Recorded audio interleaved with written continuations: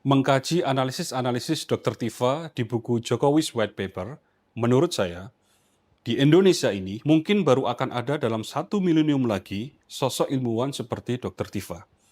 Kombinasi kematangan saintifik dalam bidang neuropolitika dan keberanian mental di dalam mempublikasikan temuan berisiko, ditambah fakta bahwa beliau adalah seorang ibu, menjadikan Dr. Tifa sebagai senyawa super langka yang belum tentu dapat ditemukan kembali dalam kimia peradaban saintifik Indonesia di dalam 1 milenium ke depan.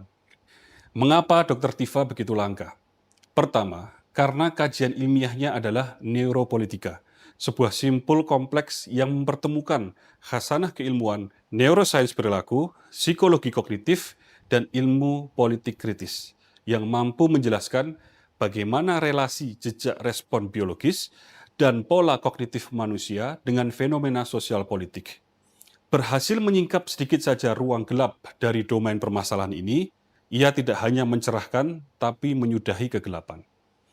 Sebagai contoh, di dalam buku Jokowi's White Paper, Dr. Tifa menganalisis 35 pernyataan publik Jokowi dalam rentang waktu 2019 hingga 2025 terkait dengan pendidikan S1 Jokowi.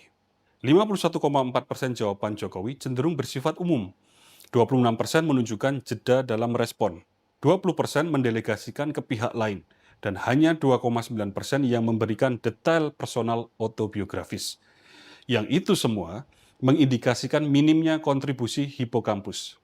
Hipokampus adalah bagian dari otak yang mengkonsolidasikan memori autobiografis. Sehingga jika seseorang pernah benar-benar kuliah hingga wisuda, maka hipokampusnya akan menyediakan detail ingatan perjalanan kuliahnya, dosennya, peristiwa pentingnya, dan lain sebagainya.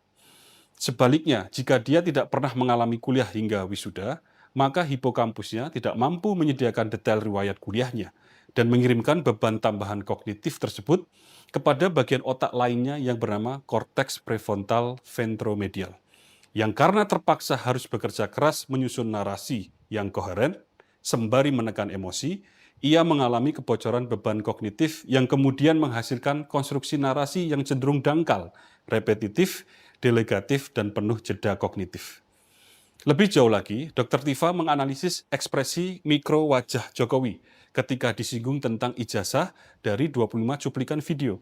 Ekspresi mikro adalah perubahan wajah yang terjadi dalam waktu cepat, sekitar 1/25 hingga 1/5 detik, dan seringkali merupakan manifestasi dari aktivasi amigdala, bagian dari otak yang mendeteksi ancaman. Dr. Tifa menemukan 56% ekspresi